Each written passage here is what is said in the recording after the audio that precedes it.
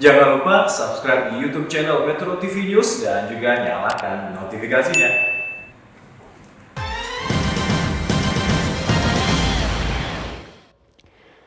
Anda kembali bersama kami di Breaking News Metro TV. Pemirsa, kami masih menunggu informasi lanjutan dari RSUD Bahar Jambi terkait dengan hasil otopsi yang telah selesai dilakukan terhadap jenazah Brigadir Joshua. Namun sebelum itu kita akan sampaikan juga informasi terkait Komnas HAM yang terus melakukan pemeriksaan maraton untuk menggali data dan fakta terkait tewasnya Brigadir Joshua di rumah Irjen Pol Verdi Sambo.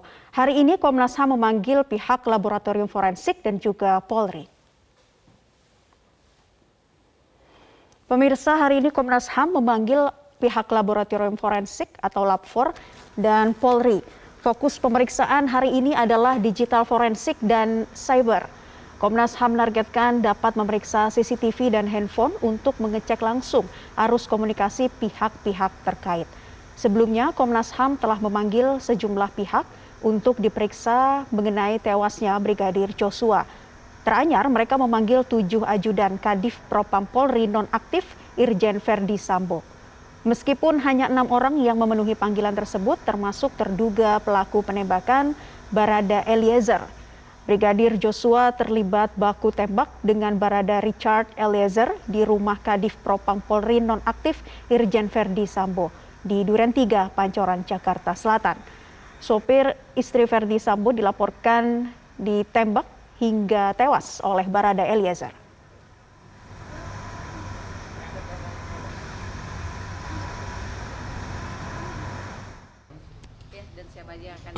Ya, hari ini memang kami mau minta keterangan terkait cyber ya dan terkait digital forensik. Cyber itu terkait khususnya komunikasi yang basisnya HP ataupun yang lain kalau ada. Yang kedua adalah soal CCTV. Bagaimana CCTV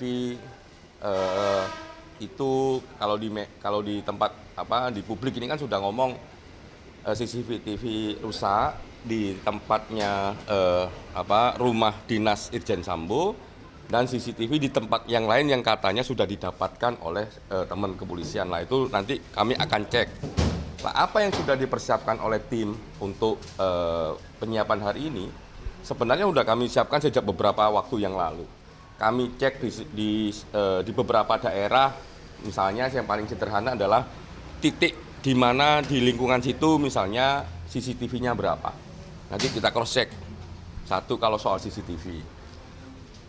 Alur jalannya di mana saja itu sudah kami cek juga. Yang juga nggak kalah penting adalah juga soal kalau cyber HP. Ya, jumlah HP, warna HP, model HP itu. Termasuk juga kalau substansi HP itu apa komunikasi penting dalam HP tersebut. Di jam berapa, apa yang dibicarain, ya, titik-titik jejak digitalnya kayak apa. Nah, kami udah siapin beberapa waktu yang lalu.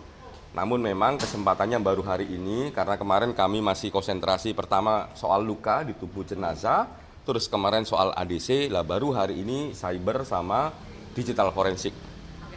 Pak, boleh spesifik lagi itu handphonenya handphone siapa dan CCTV-nya itu CCTV yang mana ya Pak? Apakah yang pertama kali diperiksa oleh polisi atau yang sudah sekarang terbaru dikantongi oleh tim khusus? Yang soal HP, ya ini semua HP yang terkait peristiwa ini pasti kami akan tanya. Nah, contohnya misalnya ya khusus ya HP-nya J misalnya. Nah, itu kami akan tanya ya di mana posisinya, apa isinya gitu. Termasuk misalnya ya HP-nya Irjen Sambo. Nah, itu kami juga akan tanya di mana dan apa isinya dalam konstruksi peristiwa ini. Nah, kayak begitu ini salah satu contohnya. Kalau soal CCTV ya termasuk yang teman-teman pasti juga kepingin tahu. Ya, kalau di Irjen Sambo CCTV-nya rusak di rumahnya itu. Kenapa kok rusak? Sejak kapan rusak? Itu pasti kami tanya. Soal yang baru didapatkan dalam lingkungan sekitar, itu juga kami akan tanya. Kan tadi saya bilang, tim kami itu juga sudah menyiapkan itu. Ya, kami cek nih alur dari mana, titik mana mereka pergi, ya kan, dari rumah apa ke rumah yang mana itu kami juga cek semua alurnya itu. Termasuk kemarin salah satu yang kita tanya kepada ADC juga itu. Ini salah satu pertanyaannya, kami titiknya mana lah. Itu kami juga udah cek CCTV-nya di titik mana saja. Pak, berapa orang Pak hari ini Pak dipanggil? Gimana? Hari ini dipanggil berapa orang? Kalau dalam konteks ruang pemeriksaan digital forensik maupun cyber, bukan soal orangnya, tapi soal barangnya. Itu ya. Orangnya bisa banyak karena itu tim. Tapi yang paling penting adalah barangnya. Ya, nanti kami umumkan barangnya apa saja yang kami dapatkan dan lain sebagainya. Jadi nanti barangnya dibawa ke sini atau gimana Pak? Kami minta barangnya ditunjukkan pada kami. Kalau video kami juga minta videonya ditunjukkan pada kami. Kalau CCTV kan video, kan nggak mau kan dicopot itu. Kamera punyanya orang misalkan marah orangnya, videonya kami minta tunjukkan. Termasuk 2 HP Yosua berarti ya Pak? Kan sudah saya bilang, ya kan? Semua termasuk juga punyanya J dan bukan 2, tapi 3. Termasuk CCTV Magelang Jakarta juga Pak? Semua yang terkait digital forensik maupun cyber kami minta untuk dibuka kepada kami. Kalau berupa video tunjukkan pada kami, ya. Kalau berupa benda HP misalnya tunjukkan pada kami dan isinya apa. Pak, tapi ada data nggak sih pada Komnas HAM handphone yang sudah diperiksa sama tim cyber itu ada berapa Pak? Nanti kami umumkan, kami punya datanya nanti kami umumkan. Tapi yang paling penting dalam pemeriksaan cyber maupun digital forensik itu, satu, bendanya mana, substansi isinya apa. Kalau soal digital forensik, kalau itu terkait videonya mana, itu yang paling penting. Pak, pengembangan Ahli digital forensik Ruby Alamsyah menjelaskan jejak digital atau bukti digital yang sudah dihapus dapat dikembalikan dengan mudah. Dalam kasus meninggalnya Brigadir Joshua, ada banyak sumber bukti digital yang dapat digunakan untuk mengungkap kasus ini. Dengan teknik forensik digital, proses recovery itu akan sangat mudah, akan sangat bisa dilakukan terhadap data-data apapun yang dihapus dari sebuah device.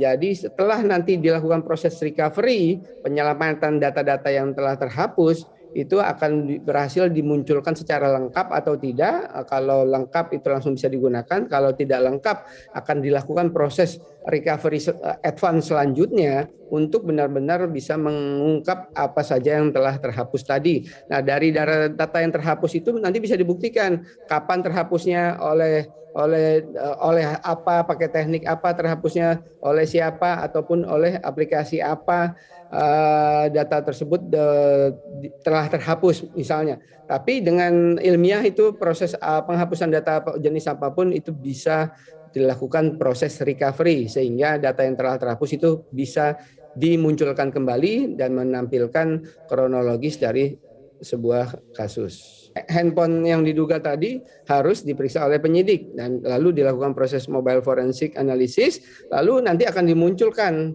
Dari proses mobile forensic analysis itu akan terjadi sebuah laporan, di mana laporan forensik digital tadi itu akan memunculkan apa saja yang ada data di dalamnya, apa saja yang telah terjadi, apakah peretasan yang dimaksud memang benar-benar terjadi sebuah peretasan, bila benar itu menggunakan teknik apa dilakukan peretasan tersebut, oleh siapa, dari mana, IP address-nya, dan menggunakan alat apa ataupun software apa. Nah, semuanya itu akan muncul dari proses mobile forensic analysis.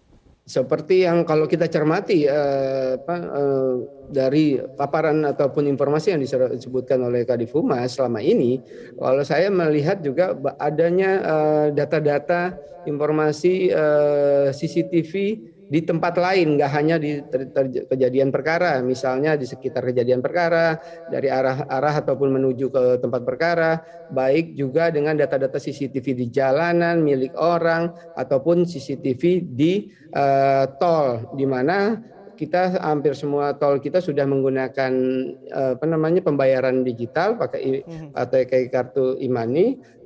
Jejak-jejak e-money tersebut dan CCTV-nya itu bisa dimunculkan ataupun bisa memberikan bukti ataupun bukti petunjuk untuk terang benderangnya kasus ini bila memang ada bukti-bukti yang dimaksud tadi. Jadi cukup banyak data-data bukti digital yang bisa ditampilkan ataupun bisa diperiksa oleh penyidik, sehingga saya yakin kasus ini benar-benar bisa terang benderang.